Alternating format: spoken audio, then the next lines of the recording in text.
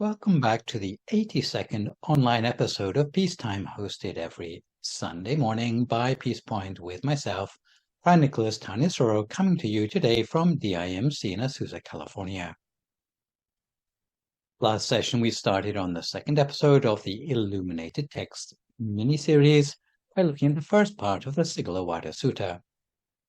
It was a conversation between the Buddha and a young man who had been a rather stubborn guy who wouldn't listen to his parents. But when his parents were on their deathbed, they asked him to promise them just one thing before they died, to bow in the 6 directions every morning. So he agreed to this, and from that day forth, every morning he performed a superstitious ritual of bowing to the 6 quarters, north, south, east, west, above and below. His parents weren't stupid, but they predicted that if Sigāla continued with this ritual for long enough, eventually someone would come along and ask him what he was doing, and whoever it was would be able to teach him the real reason for doing the ritual. So with the Dhamma talk today, we'll look at the second part of the Sigālovāda Sutta, and I estimate today's session will run to about an hour and 10 minutes, with a 20-minute break halfway through for some meditation and finishing up with questions sent in by viewers in advance.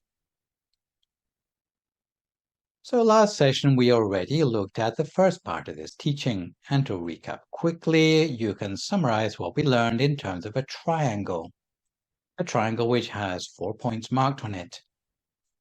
We start at the yellow circle in the center, which represents responsibility towards our own sense of human dignity, especially by refraining from killing, stealing, sexual misconducts, or telling lies, demonstrating that we value ourselves as a human being. Having entered the ranks of an upstanding member of society, only then can we consider grading ourselves towards middle management. That would involve making decisions about other people's well-being, in which case we've moved down into the lower left-hand corner, the sock marked in red, which represents respect for the human dignity of other people, by making sure our decisions are not swayed by the interference of our emotions, whether it be greed, hatred, delusion, or fear. If we can master objective decision-making, we have the possibility to upgrade ourselves further into the brown corner marked econ, which represents our ability to foster an economy of human dignity for the whole of society. And this deals specifically with avoidance of what are known as the 6 roads to ruin, things like gambling, alcohol, and intoxicants, which not only drain away our hard-earned wealth, but also usher in the sort of society which demeans the economy. So that in brief was what we looked at last session. But before we pick up again with the remaining apex of our triangle, there is one piece of the sutta which we skipped over last session due to lack of time, and that is a paragraph in the manuscript on wealth management. As a logical extension of not squandering our wealth on the 6 roads to ruin, we see, first of all, in this paragraph that the Buddha advocates the careful management or budgeting of our wealth. So the rough guidance he gives is that only 1/4 of our income should be used for day-to-day expenses, while 1/2 is reinvested in our business, and 1/4 is set aside for emergencies or to pay out on insurance premiums. So we turn now to examine the main message of the session today, what is known for short as the 6 directions, which is represented by the final remaining corner of the human dignity triangle, the green apex marked Env. It deals with the environment, but with special focus on our human environment, since it is the human beings around us who have the biggest effect on our habit formation. One thing which you'll hear again and again in our temple is the importance of habits rather than knowledge, because a person can know all the theory about good or bad, but still fail to put it into practice by making it a habitual part of their personality. So essential to the task of changing habits is frequent repetition. We have to put in regular and frequent effort to change those habits for the better. And this is why the people around us, especially the people who are close to us, are a very important factor in the development of our habits, because it's the people we see every day who influence us the most. In Western society, it's often assumed that we are self-sufficient, that if we want to improve, we can do it all on our own, that we don't have to look to other people to help us change. Or for those who accept that they're not self-sufficient, then the onus is put on the government policy to pressure people to change.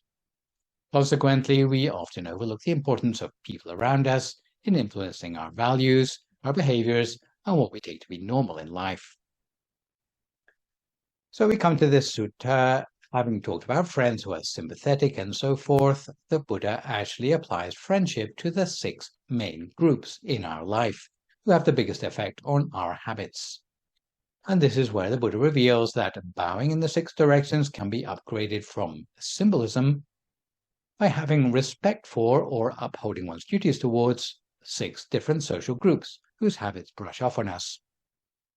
And I admit that looking at the prose listing of paragraph 29 may not be as clear as looking at it in tabulated or graphic form. My own teacher in Thailand, the Venerable Tatachiwo, has arranged the 6 directions into a sort of cube of respect for human dignity, where you, yes, each of you, have social interfaces in 3 dimensions. So, there you are in the cube in the center of the graphic. Around you are arranged the 6 social groups, which are closest to you in terms of your habit formation. Looking at each in turn, in front of us is the group which includes our parents, mother and father. Behind us, if we're married, would be our spouse and children. On our right hand, we have our academic teachers, so the teachers in our school. At our left is our friends and buddies. In fact, not just our buddies, but everyone who isn't mentioned specifically in the other social groups, who have an influence over our values and ways of thinking. Beneath us, we have our colleagues, employees, employers, or servants who work for us or those who we work for.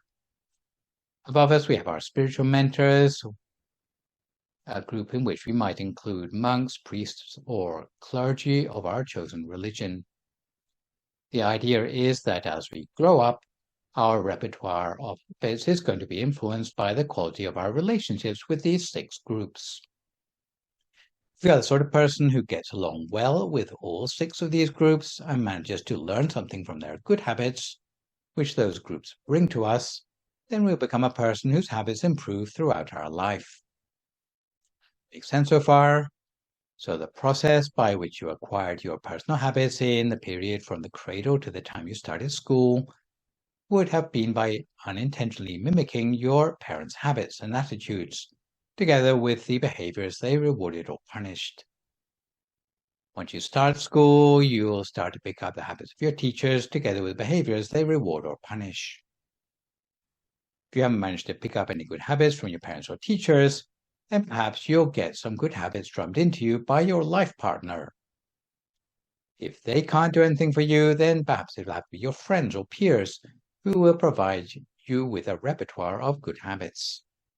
In the workplace, you'll also be affected by the attitudes and habits of your colleagues, whether it's your boss, your co-workers, or your employees.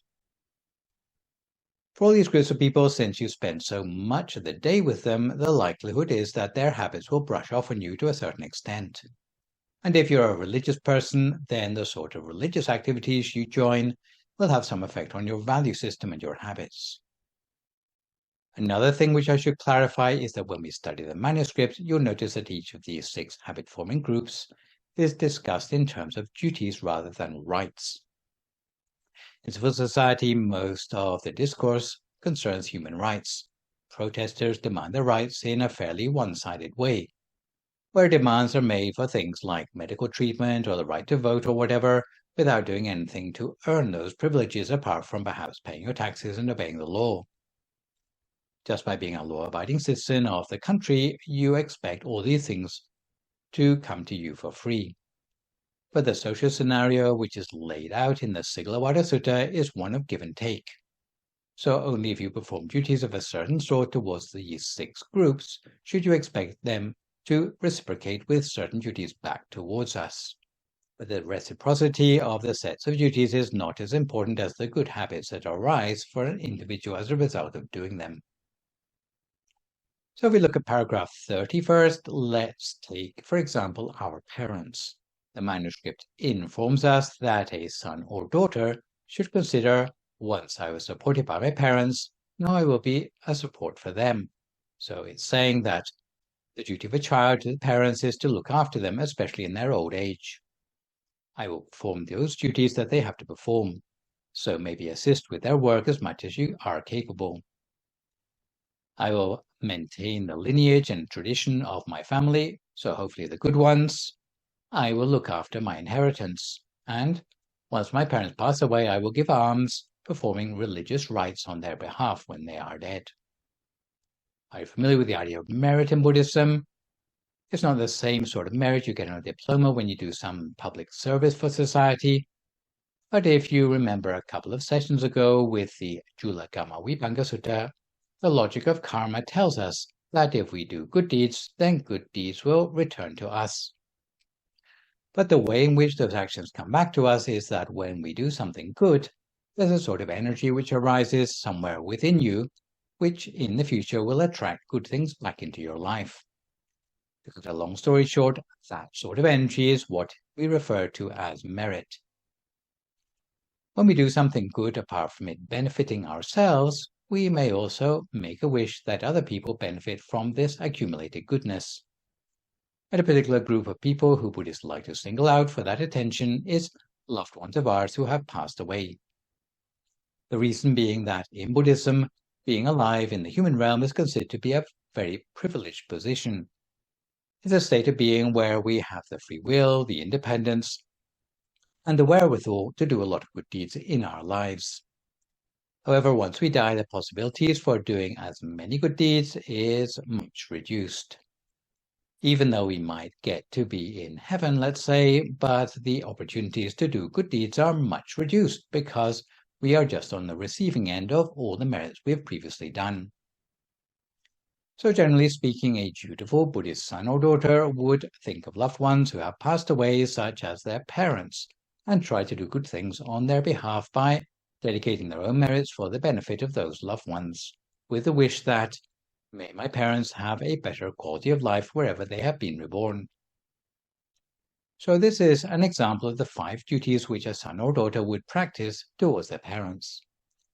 In fact, there are 6 sets of reciprocal duties. And just now we looked at the first of these sets of duties which a child should perform towards their parents. But, as I mentioned before, it's not one-sided. The parents have to keep up their side of the bargain as well. So what are the duties which parents should practice towards their children? Well, the first thing is to prevent them from doing wicked things. So that means they should teach them a sense of discipline. Secondly, parents should encourage their children to recognize good and virtuous things to do in their lives. Thirdly, to make sure they're properly educated, to use modern-day parlance. Fourthly, to arrange for their marriage. So does that mean an arranged marriage? Well, in India in the olden days, it probably would have. Indian parents arranged to have their son or daughter married off to an eligible suitor. But in the present day, most people would probably balk at the idea of such parental interference.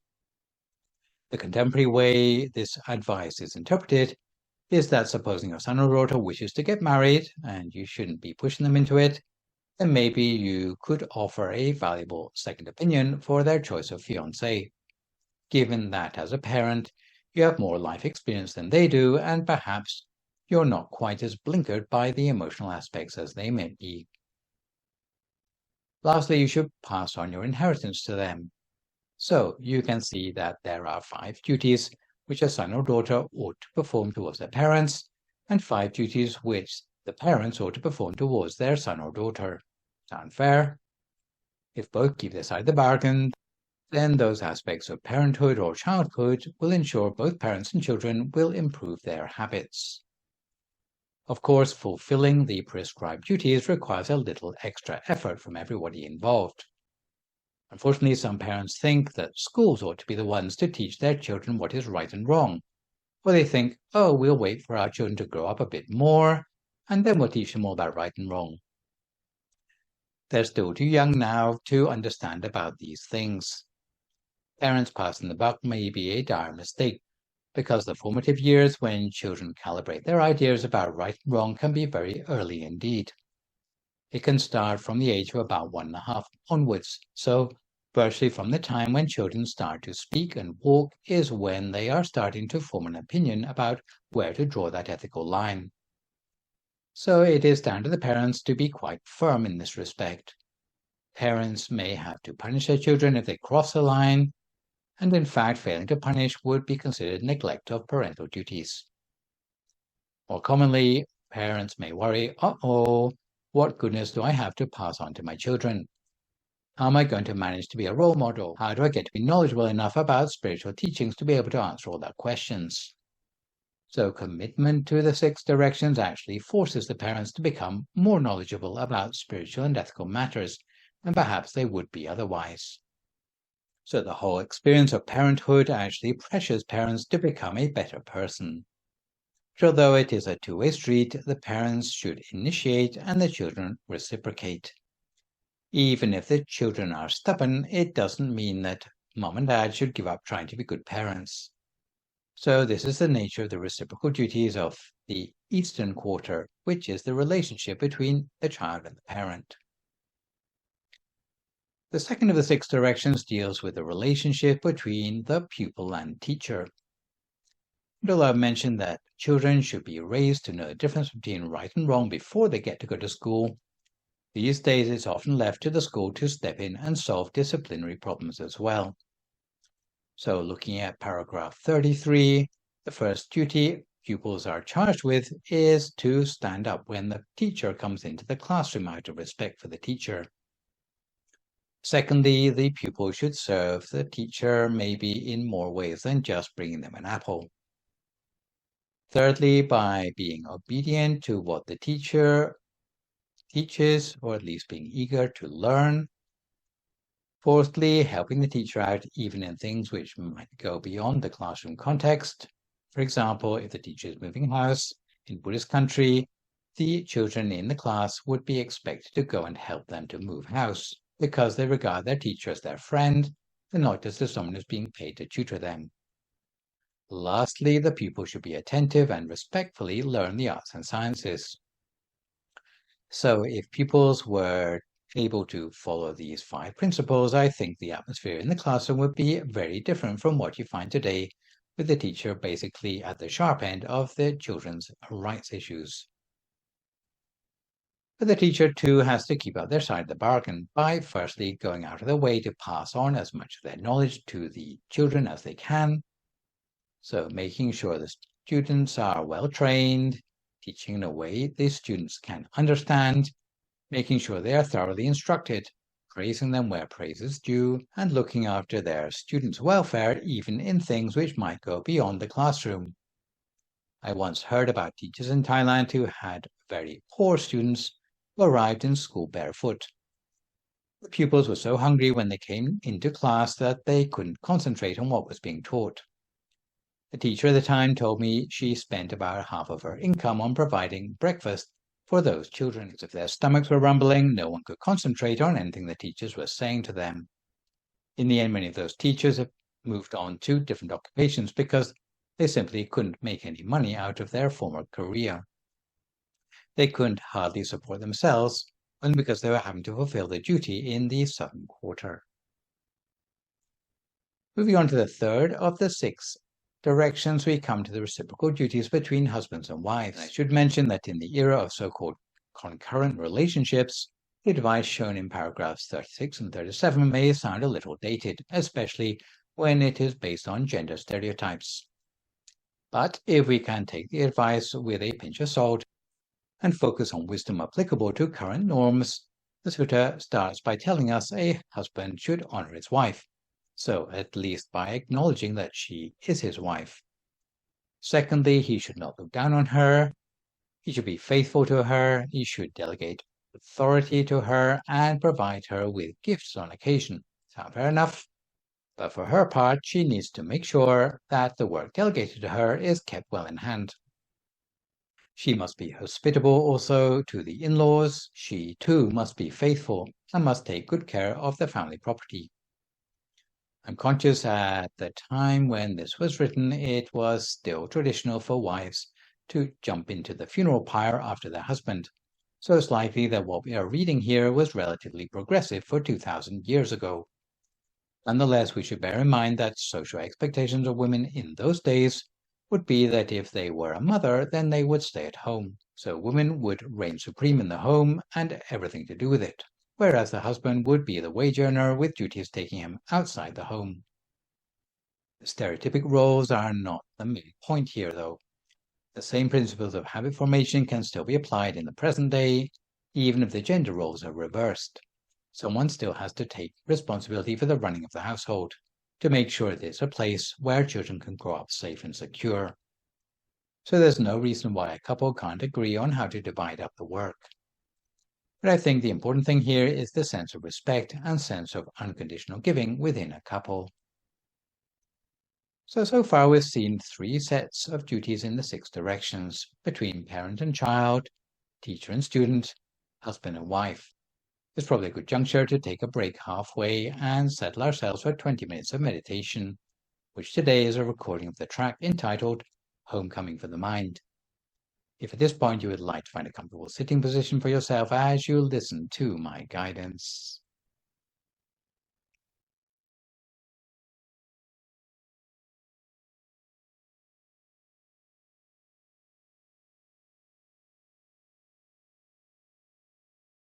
If you'd like to start by adjusting into a comfortable sitting position for yourself, whether you're sitting on a chair or on a meditation mat on the floor, just set aside a little bit of time to make sure your body is adjusted to be as comfortable as possible. So try to keep your back fairly straight. Adjust your posture so that you're in a position by which you feel you could sit for a long, long time without needing to move around too much. So whatever posture you choose, you can rest your right hand over your left hand, the index finger of the right hand touching gently against the thumb of the left hand,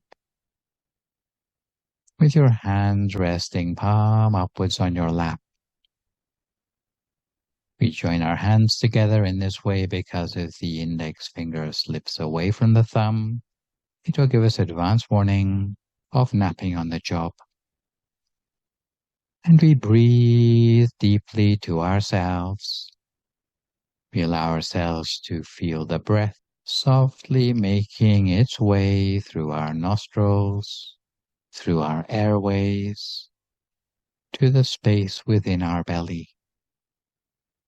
Breathing deeply to ourselves, we may feel the air filling our lungs slowly, expanding our chest, leveling our shoulders. From there we exhale slowly and gently, and as we breathe out, we may feel that our entire body is becoming settled, relaxed, and content. And we may regard meditation as the opportunity for our mind to make its way back to its true home, to the place where it belongs, the source and effect of our own inner peace. So we close our eyes as gently as possible, in the same way we'd close our eyes to go to sleep. The way we close our eyes should be in such a way that we don't close our eyes too tightly, with no pressure on our eyelids, never squeezing our eyes shut. In effect, we allow our eyelids just to droop, and this is the very first step on the journey of homecoming for the mind.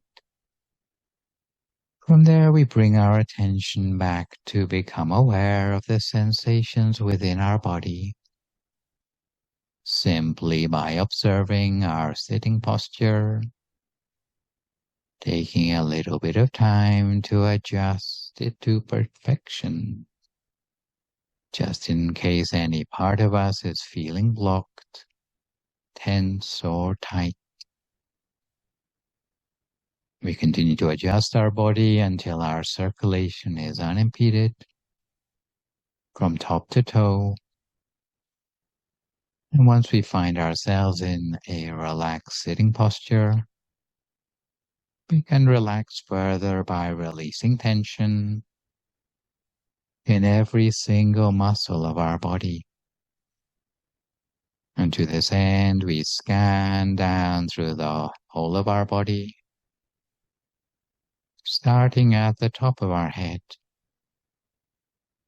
So we bring our attention back to relax it there, moving our attention down to relax our forehead, down to our eyes, nose, through both of our cheeks, all the way down to our chin, feeling the muscles of our entire face have become relaxed.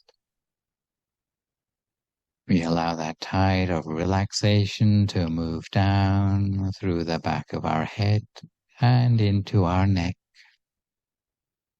We allow the relaxation to spread down through both shoulders, along both arms, to our hands, until we feel any tension dissipated from our fingertips.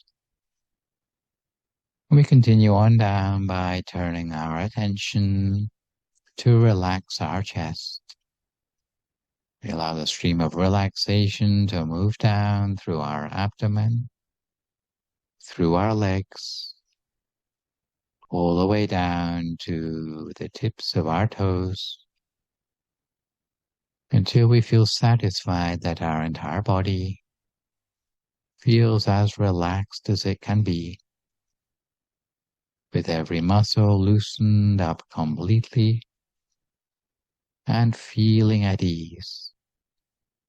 We'll be able to tell when our body is truly comfortable because it'll feel spacious on the inside. It'll feel as if the boundaries of our body have gradually disappeared and everything seems to become alive, spacious, and refreshed.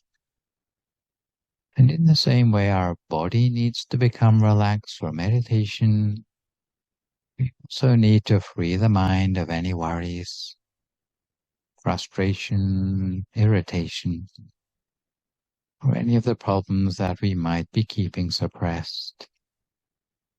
By shedding all of them, unburdening our mind, and letting go of whatever negativity may still be lurking in our mind, we allow ourselves to become free of all of it completely, because the real origin of freedom in the mind is unburdening ourselves as far as possible from any residual negativity.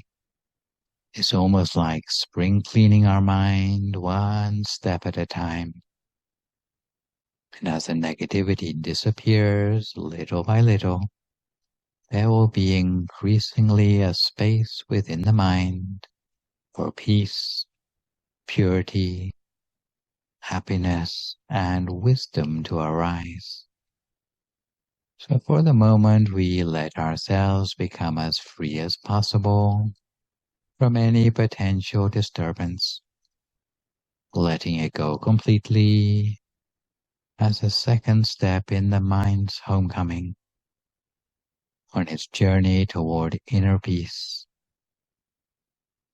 We might conjure up in the mind a feeling that we are filling up every single cell of our body with a feeling of joy, serenity, and happiness, until that feeling seems to pervade every last cell of our body. At the same time, we empty our mind of all thoughts, engaging instead with our feelings, our sensations, and our awareness.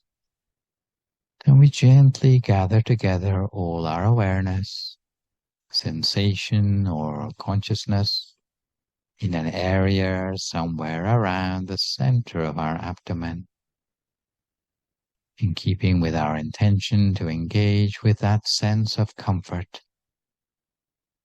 And if we ever lose touch with that sense of comfort, we can gently make an adjustment at any time to return ourselves to the best state of relaxation that we can manage. Again, regarding this as a homecoming for the mind. And you may imagine that you're sitting alone high on a mountain with an uninterrupted view to the horizon. Although you're sitting alone, but you don't feel lonely.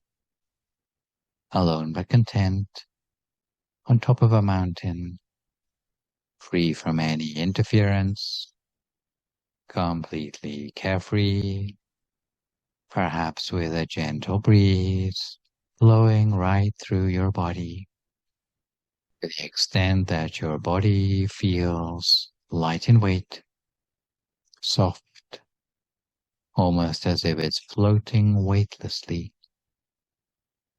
melting away into the atmosphere around you, until the sense of relaxation from the inside seems to be continuous, with the worry-free surroundings that extend all the way to the horizon. And you can allow yourself to be in the very middle of that space in which there's no disturbance, no intrusion, just our private haven of peace, where we can be entirely ourselves.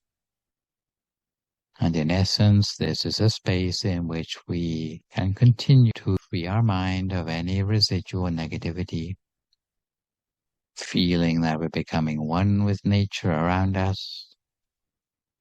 And the more we can let go, the lighter and more spacious our own mind will become,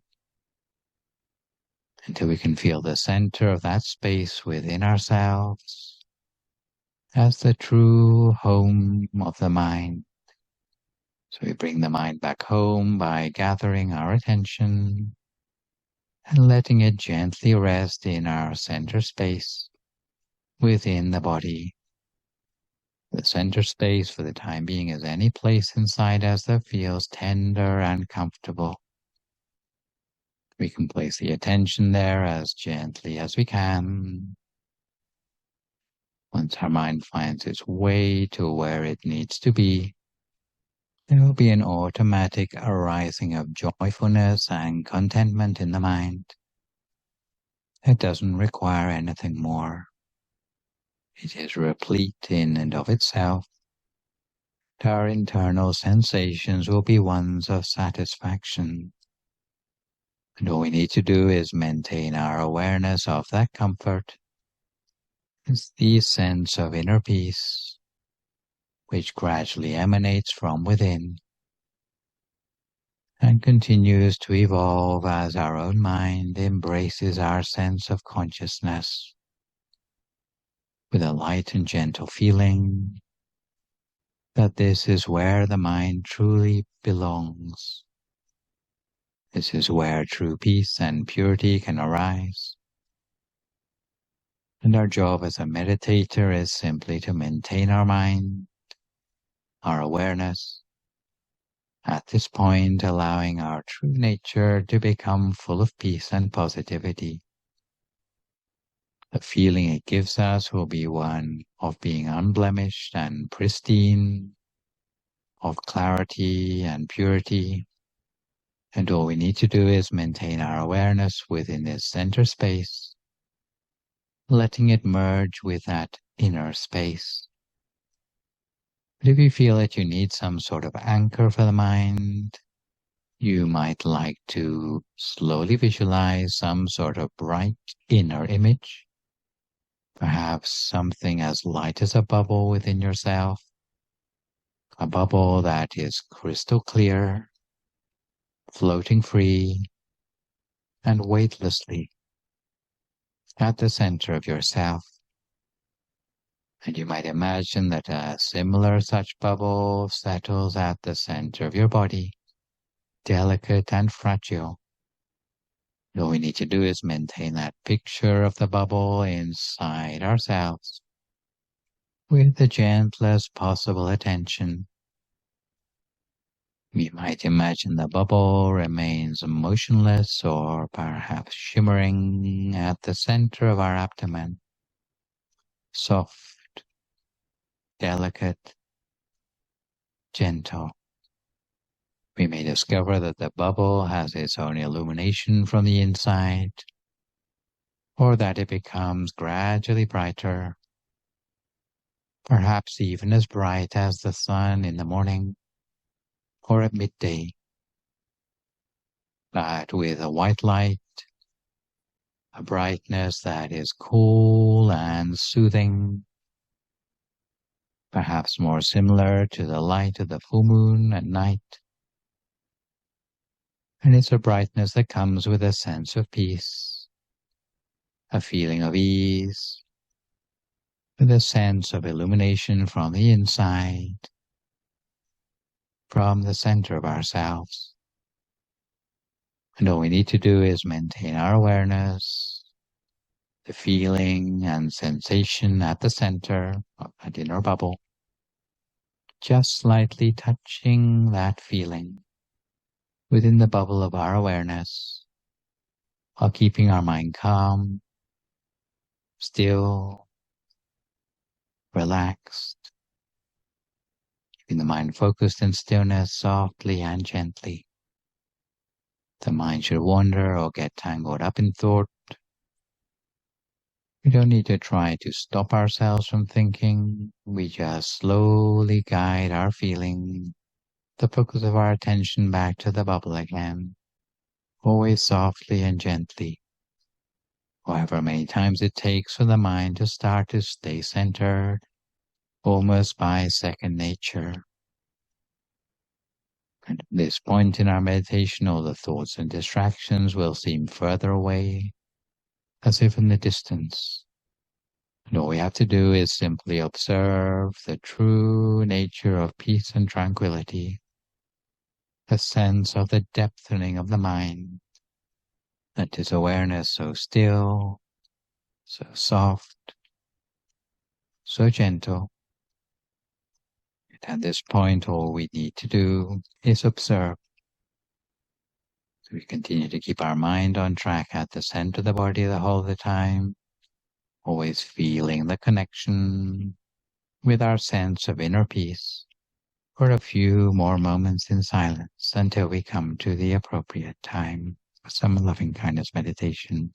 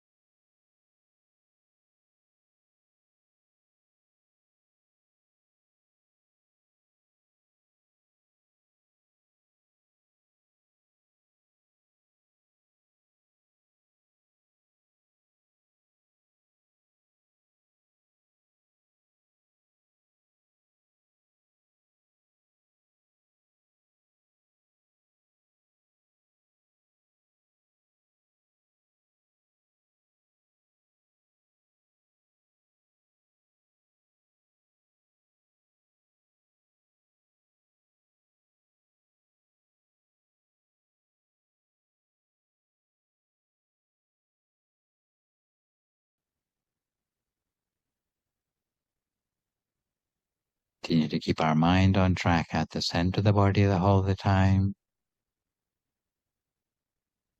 Resting at a standstill. At the center of whatever inner experience we have built up for ourselves. For some people it will be like a bright, clear sphere of crystal at the center of the body. For others it may be like a pinpoint of light at the center of the body. For others still it may be like a feeling of warmth or well-being at the center of the body. Whatever sort of inner experience we have attained for ourselves, we place our attention very gently at the center of that experience. The very center of the inner experience within ourselves, touching gently. The same lightness of a feather, floating down to touch upon the surface of some water. So lightly that the feather doesn't even break the surface of the water. In the same way, we touch our attention at the center of an inner experience within ourselves. We touch our mind at the center with just the right amount of attention. What we'll find is that the inner experience of the mind will gradually expand outwards, expanding gradually outwards, until it is the same size as the whole of our body. So if we were sitting inside a sphere of our own well-being, or a sphere of our own light, and we make the wish to ourselves that may we be well and happy, may we be free of all suffering, and touching our mind again at the center of the body, the sphere of well-being or the sphere of light, that inner experience will extend outwards beyond our body, spreading outwards in all directions, just like the moonlight shines outwards from the full moon in the sky, or just as a block of ice sends forth the coolness in all directions around itself, into the atmosphere around it. In the same way, we spread our loving kindness outwards in all directions around ourselves, spreading the sphere of loving kindness outwards to encapsulate the whole room in which we're sitting for meditation, while making the wish that may all living beings here in this room be well and happy, be free from all suffering. We spread our loving kindness further outwards, still spreading outwards from the center of our body, to encapsulate the whole of the building in which we are sitting for meditation. Again, with a wish that may all living beings here in this building be well and happy, be free from all suffering. We spread our loving kindness further outwards beyond the building, outwards in all directions around us into the neighborhood around us, with a wish that may every living being here in the neighborhood be well and happy, free from all suffering, live together in peace and harmony. Spread our loving kindness further outwards still to the whole city, whole county, wider still to the whole country, extending loving kindness to all beings without exception, to the very borders of the country, in all directions all around. Again, with a wish that may every living being here in the country be well and happy, be free from all suffering. Extend loving kindness to neighboring countries, extending loving kindness in all directions to living beings without exception. Every continent of the world, spreading our loving kindness outwards, till our loving kindness extends across the whole of the face of this planet, with the wish that all living beings, without exception on this planet, be well and happy, free from suffering, live together in peace and harmony to allow world peace to become a reality within our own lifetimes. Emanate loving kindness outwards into the universe around us, in all the great directions. And having spread loving kindness in this way, we can condense our awareness back down to the center of our body again, taking careful note of the brightness, the clarity, the feeling of peace and joy at the center of ourselves, and in particular taking note of the feeling of well-being at the center of ourselves, remembering the feeling as well as we can, because this feeling of well-being is very important for us. It represents the state of progress in meditation that we have reached up until this point. If we can remember the feeling as well as we can, the next time we come to meditate again, we can pick up from where we left off with this feeling and continue to make an uninterrupted journey for the homecoming of the mind each time we meditate. But for now, we continue to meditate for the last few moments of our practice, noting the state of progress in meditation and remembering the feeling as well as we can for a few more moments in silence.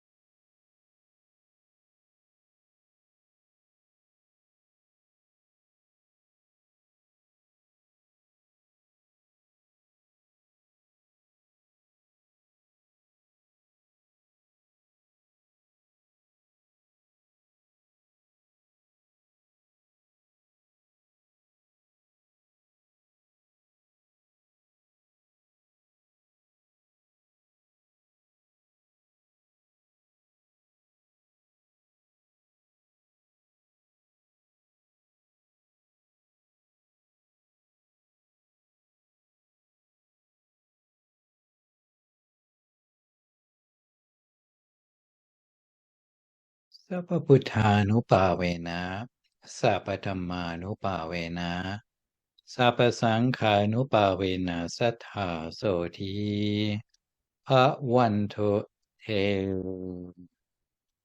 So if you'd like to come to the end of your meditation for today, you can gradually open your eyes again. If you feel at all uncomfortable, then slowly try changing to a more comfortable position before gradually finishing your practice.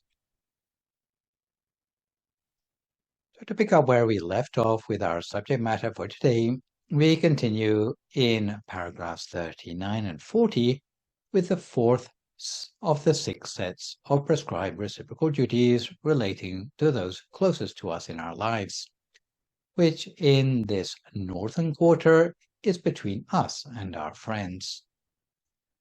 Last session we already looked at the characteristics of good and bad friends, and because most of what we said then is simply reiterated here, today I'll only mention the prescribed duties in passing.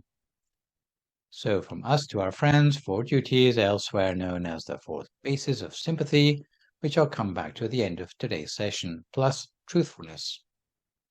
And in return, what we can expect from our friends is that they protect us and our property when we're careless, be our refuge in times of danger, not abandon us in times of trouble, and treat other members of our family with the same kindness they would treat us personally. So moving on quickly to the 5th of the 6 directions, we find that paragraphs 42 and 43 refer to labor relations. The workplace can be rather a cutthroat place these days, where you're simply hired to do a job, and even if you do your job properly, they still downsize and fire you by email, where the employer is constantly looking out for ways to pay less money to get more work out of the employees, and where the employees are always trying to get more wages for less hours. Really, a workplace conducive to right livelihood should have a rather different sort of atmosphere, where your boss treats employees like family members, looking out for each other's welfare, not only in the workplace, but also in their personal lives. In the time of the Buddha, many employees would live at their place of work, so their boss would need to provide for their living arrangements as well. So according to the duties of the down below direction or Nadir, the employer is supposed to assign work to their employees according to their abilities. In this respect, there's a nice story I heard from Belgium about a Thai lady who worked in a medical research laboratory. Normally, her job was to clean racks of test tubes, and she had to lift quite a lot of heavy things. But at the time she became pregnant, the boss allowed her to change her role within the company to have lighter duties, so she continued to work right up to the time when she went into hospital. The flexibility of the boss allowed her to continue work within her capabilities seemed to me to be consistent with the sort of principles we're studying. Also, an employer needs to give due food, wages, and care for the employees in times of sickness, although these days it might be replaced by a proper medical package. And the employer is supposed to give employees special gifts on appropriate occasions, which might translate these days as bonuses, and to give employees holidays and leave at suitable times.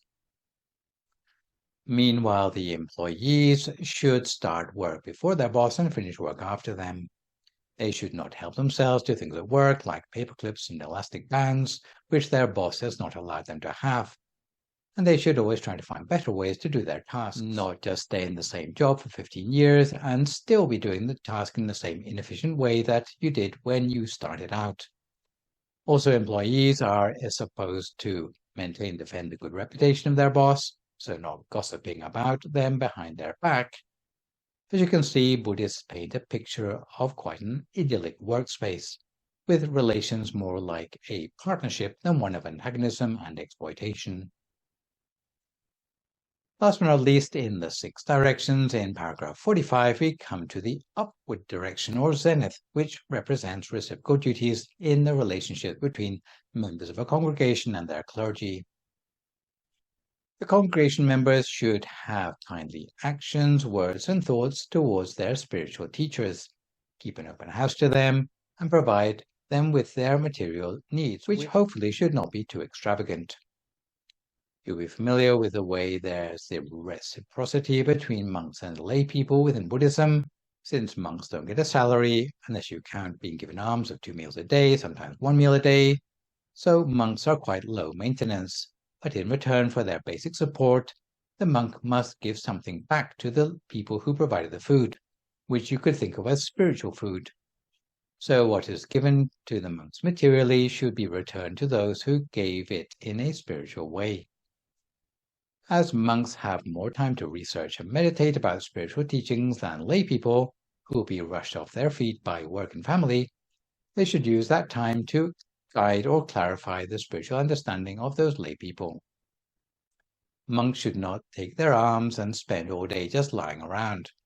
They need to keep up their side of the bargain. So, obviously, if lay people are kind and supportive to their monks, the monks have a similar level of responsibility to the lay people to that of parents, that they should teach their congregation the difference between right and wrong.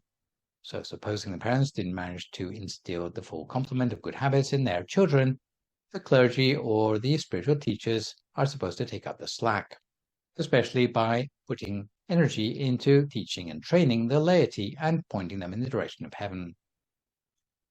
If you look at the purpose behind all the prescribed duties in the 6 directions, you shouldn't lose sight of the goal of improving your habits through interaction with those closest to you. In this way, no matter how social values change, you'll be able to come to the right conclusion about how to apply the advice of the Sigālovāda Sutta in order to improve the person, and how to adapt the historical advice to bring forth good habits on both sides of every relationship. Although society is made up of countless individuals, each person in the society can be considered to be like a little box connected to the other people in society through their 6 directions. So you have parents, your parents have teachers, your parents also have employees. One way or another, everyone is connected to everyone else in society through these 6 directions. So society can be broken down conceptually into little clusters of people connected together by their relationships. The message from the Sigālovāda Sutta is that although people's habits out there may cause problems in society, to get to the root of social problems, the most effective place to start solving them is with your own box. It may be complicated and ineffective to go and interfere in other people's private lives. But one place where you certainly can make some changes is in your own private life. For example, maybe look at how your relationship with your parents is doing. Ask yourself if there's something more you could be doing for your kids. Reflect on how long it's been since you visited your former teacher. If each person took care not just of their family, but of all their 6 directions, the sum of all that goodwill on a social scale would ensure that all the personal blocks would fit snugly together, because of the strong and positive relationship between all the different people in society. What tends to happen in society, however, is that no one takes care of any of their 6 directions. So instead of having a snug-fitting and cohesive society, you get people who have very superficial interfaces with those they are supposed to be closest to them. And therefore society falls into disarray. If you think about the sorts of problems which we do have in society, where no one has respect for anyone else anymore, not even their own parents sometimes, then it's very hard to foster social improvement. All you get is governments throwing money at social problems. Of course, the Buddhist vision for society doesn't assume that there's going to be a hierarchy. The Western version of this model would probably be more egalitarian, a scenario where no one's really much higher than the next person, especially in countries without monarchies or national religions. In such societies, the blocks would still fit snugly together, but with more of a low-rise structure than, say, Asian societies. By comparison, the Asian societies would have more of a lofty structure, where the respect given to people is more disproportionate. But irrespective of the social style, this sutta encourages people to have strong relationships with those who are closest to them in society. Why? Because those with the strongest relationships tend to find themselves at the center of society, because they act like the backbone of social structure. By contrast, the people who don't fit together so snugly, whose relationships with others tend to be a little bit more unreliable, tend to find themselves at the edges of society, because society is held together by the people who maintain a rapport with the people who are closest to them. In this respect, the 4 bases of sympathy, or Sigālovāda, usually credited to the Lakkhana and Samgiti suttas, as mentioned earlier, also appear incognito amongst the duties of good friends to one another in the Sigālovāda Sutta. The 4 bases of sympathy comprise generosity, endearing speech, helpfulness to others, and trustworthiness or reliability. These 4 qualities of human connection can be thought of as being like the mortar that binds the bricks of society together. These are the basic principles behind the duties practiced in all the 6 directions, and are the attitude with which we ought to practice our duties towards the people in our 6 directions, in order that we can maximize the good habits that we learn from them. Just as an aside, if you are a fan of Stephen Covey's 1989 bestseller, The 7 Habits of Highly Effective People, you'll find that the 4 bases of sympathy are also in there, but they've been rebranded as what he refers to as the emotional bank account. So the Sigālovāda Sutta is, in essence, a teaching about human relationships. Although superficially, the Sigālovāda Sutta's 6 directions may look like quite a quaintly worded teaching, but if you think about it conceptually, it does offer a model society, also telling us where to start changing things if we're not contented with how society treats us. If you can improve the relationship with the people who are closest to you, you find yourself rising to a more influential position in society, putting yourself in more of a position to change other people's lives through the fact that you're connected to them through friendship rather than through fear or through power imbalance. This is why duties implied in the 6 directions are, to this day, deeply embedded in the culture of majority Buddhist countries. Some other thoughts which the sutta leaves us with are that for each of the pairs, you should notice that usually the duties are initiated by one side and expect to be reciprocated by the other. But if kindness is not reciprocated, apart from indicating the damage caused, the Buddha left it to personal discretion to decide at what point it would be better to give up on salvaging a relationship. In this respect, things like domestic violence will probably give you an idea of the territory we're dealing with. The sutta also shows us that we cannot expect to succeed in the workplace if we do it at the expense of our relationships at home. so it's like a very early precedent for the idea of what we would call work-life balance in the present day. So we return to the story of this young man who has been blindly performing a superstitious ritual for so many years, and we see the intervention by the Buddha sought to remedy the stubbornness of a teenager who had failed to get on with his parents, despite his wealthy background. The Six Directions teaching put Sigālovāda in a position whereby he was able to examine his own relationship with society so that he could reintegrate himself rather than remaining an outcast. As we can see in paragraph 48, the outcome of this particular teaching was that Sigālovāda was so impressed by what the Buddha taught that he asked to become a Buddhist follower from that time forward. So that concludes our 2-session study of the Sigālovāda Sutta.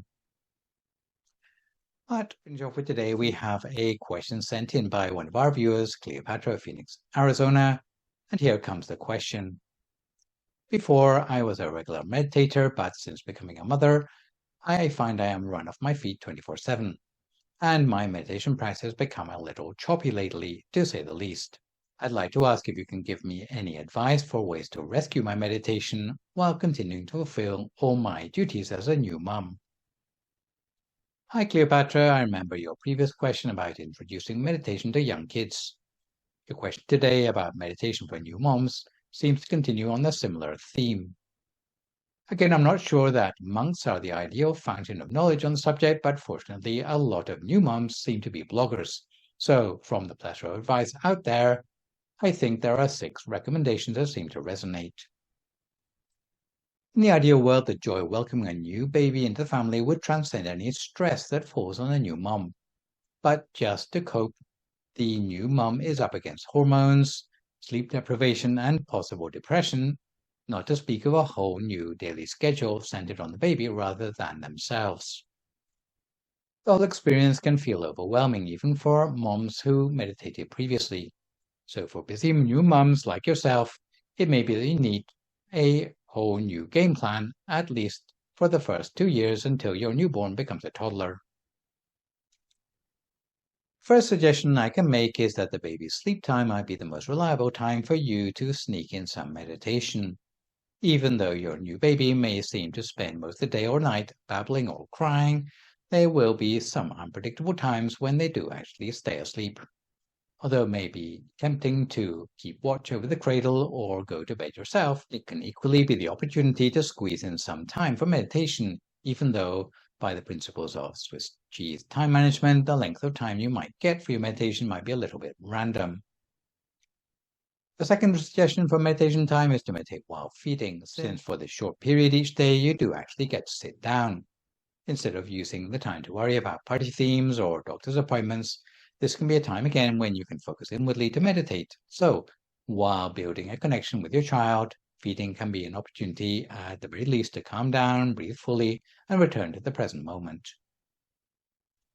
Third piece of advice is not to be afraid to accept help from other members of your extended family. You're probably familiar with the expression, it takes a village to raise a child.